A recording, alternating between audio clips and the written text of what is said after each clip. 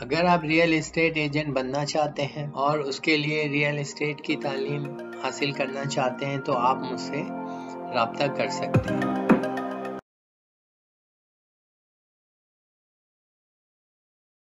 अगर आप long term saving कर रहे हैं अपने रिटायरमेंट लाइफ के लिए, या फिर आप घर खरीदना चाह रहे हैं या घर बेचना चाह रहे हैं, या फिर घर किराए पे देना चाह रहे हैं, या फिर आप घर किराए पे लेना चाह रहे हैं, मेरे चैनल को सब्सक्राइब कर सकते हैं।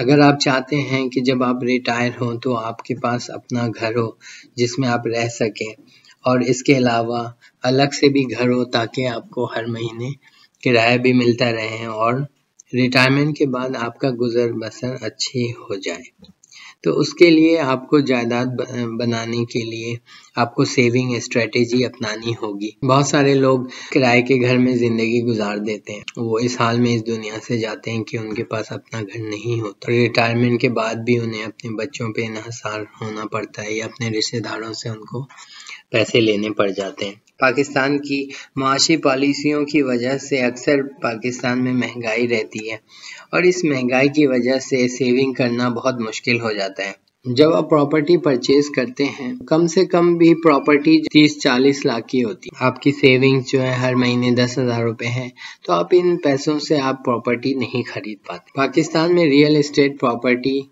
40-50 लाख से कम में नहीं मिलती। अब क्या किया जाए कि आपके पास इतना पैसा हो जाए कि आप प्रॉपर्टी खरीद सकें। इसलिए आपको सेविंग स्ट्रेटेजी अपनाना पड़ेगा।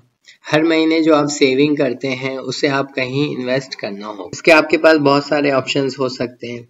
आप अपने सेविंग से हर महीने फॉरेन करेंसी परचेज कर सकते हैं, जैसे डॉलर या पाउंड स्टर्लिंग, या फिर आप गोल्ड खरीद सकते हैं, सिल्वर खरीद सकते हैं, या और भी बहुत सारे ऑप्शंस हैं जिसमें आप अपनी महीने की जो सेविंग्स है उसको आप सिक्योर कर सकते। अपनी सेविंग्स जो है वो आपको इन्वेस्ट करना होगा। अगर आप हर महीने 5,000 सेव करते हैं और अपने पैसे अगर आप नेशनल सेविंग्स में डिपॉजिट करते हैं या फिर सर्टिफिकेट खरीदते हैं, तो अगर आप 10 साल तक सेव करते रहते हैं तो आपको 12,90,000 रुपए मिल सकता है 10 सालों में। और अगर आप हर महीने 10,000 रुपए सेव करते हैं नेशनल सेविंग्स में, तो आपको 10 साल के बाद तकरीबन 25,81,000 रुपए जमा हो जाएंगे।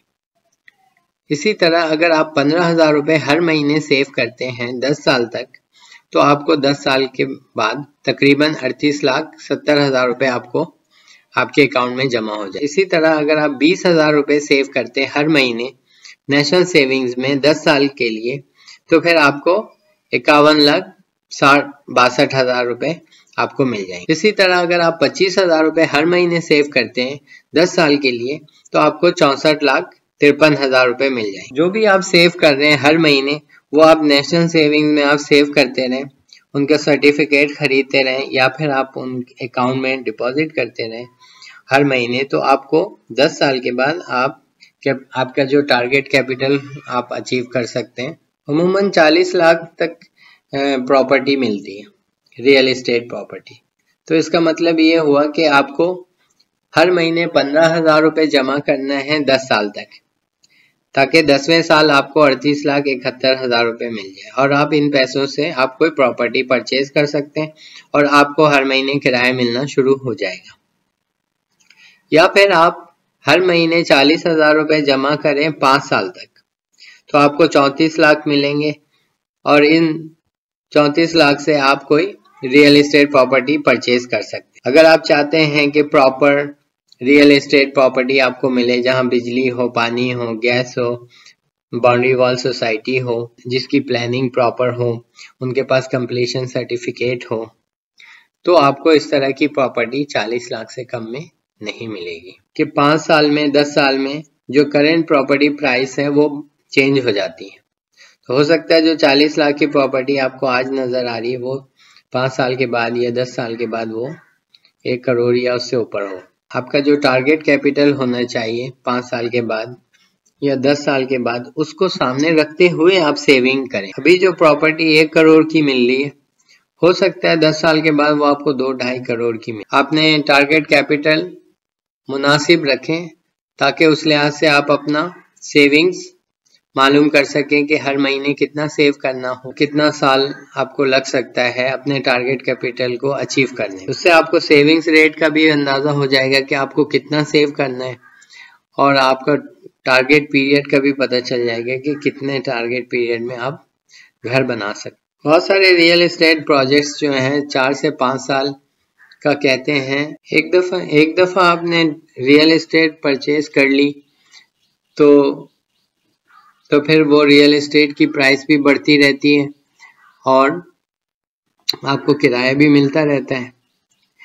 फिर अगर आप एडिशनल सेविंग्स करते हैं तो आप एडिशनल सेविंग्स को ऐड कर अच्छी प्रॉपर्टी भी परचेज कर सकते हैं। बहुत सारे लोग अच्छी तनख्वाह होने के बावजूद भी घर नहीं बना। बहुत सारी प्रॉपर्टी बुकिंग के टाइम में जो प्राइस होता है वो उस प्रोजेक्ट के कंप्लीशन के बाद उस प्रॉपर्टी की प्राइस में काफी इजाफा हो चुका होता है। अब आप देख सकते हैं कि अगर आप 1 करोड़ की प्रॉपर्टी परचेज करना चाह रहे हैं तो आपको हर महीने 40,000 रुपए जमा करने पड़ेंगे, वो भी 10 साल तक। उसके बाद जाके आपको 1 करोड़ रुपए हासिल हो। इस बात का अंदाजा लगा सकते हैं कि प्रॉपर्टी को परचेज करने के लिए सिर्फ सेविंग्स काफी नहीं है, आपकी जो इनकम है वो काफी नहीं। आप अपनी इनकम से प्रॉपर्टी परचेज करना चाह रहे हैं तो आपको बहुत मुश्किल होगा, इसलिए आपको सेविंग्स स्ट्रेटेजी अपनानी पड़ेगी।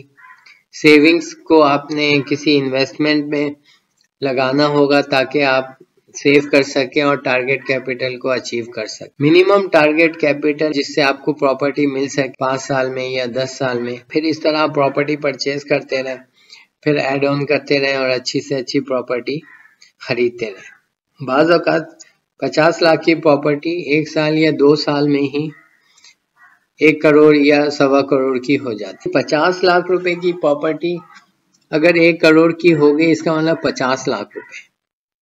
अभी 50 लाख रुपए जब आप कमाने जाएंगे तो हो सकता है आप नहीं कमा पाए। बहुत सारे लोग घर इसलिए भी नहीं बना पाते हैं कि जो उन्होंने सेविंग कर रखा होता है तो वो हमेशा प्रॉपर्टी प्राइस से कम ही होता है। जितनी भी वो सेविंग करते हैं प्रॉपर्टी की प्राइस बढ़ जाती है। तो इस सूरत में आपके जो सेविंग्स हैं वो इतने नहीं होते कि आप प्रॉपर्टी परचेज कर सकें।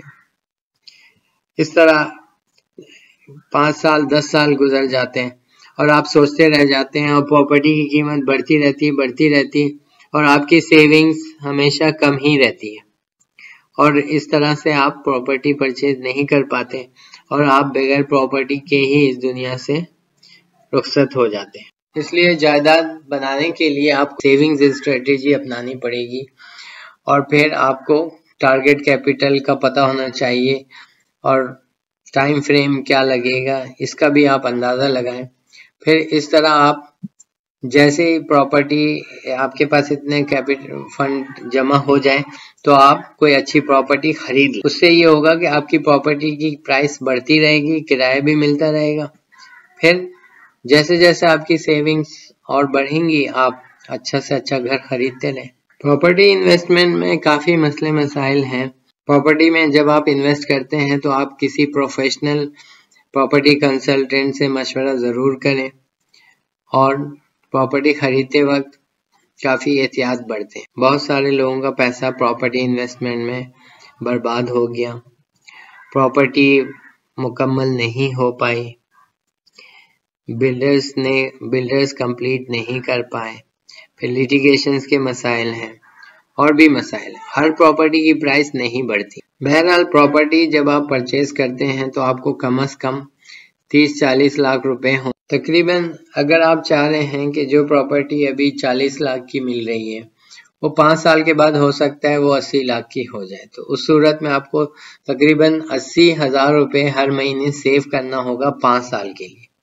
तब जाके आपके पास 70 लाख रुपए होंगे और आप वो प्रॉपर्टी परचेज कर सकते हैं। या फिर आप ऐसे प्रोजेक्ट में इन्वेस्ट करें जो कि 4 से 5 साल लगते। अमूमन ऐसे प्रोजेक्ट की जो प्राइस कंस्ट्रक्शन होने के बाद उनकी कीमतें आप इतना पैसा सेव कर लें जिससे आप प्रोजेक्ट अंडर कंस्ट्रक्शन में आप इन्वेस्ट कर सकें। अगर आप हर महीने 40,000 रुपए सेव करते हैं तो 5 साल में आपके पास तकरीबन 35 लाख रुपए होगा और इन पैसों से आप किसी ऐसे रियल एस्टेट प्रोजेक्ट में इन्वेस्ट कर सकते हैं जो कि अभी बनना शुरू हुआ हो। बहरहाल अगर आप चाह रहे हैं कि आपकी प्रॉपर्टी हो और रिटायरमेंट से पहले आपके पास अपना घर भी हो और आप अपने घर से किराया भी मिलता रहे और आपको किराया देना ना पड़े, तो आपको सेविंग स्ट्रेटेजी अपनानी पड़ेगी। प्रॉपर्टी की प्राइस कम से कम 40 लाख या उसके आसपास है, तो इससे कम में तो आपको प्रॉपर्टी मिलेगी नहीं। तो आपने सेविंग स्ट्रेटेजी इस तरह से अपनानी है ताकि आप टारगेट कैपिटल को अचीव कर सकें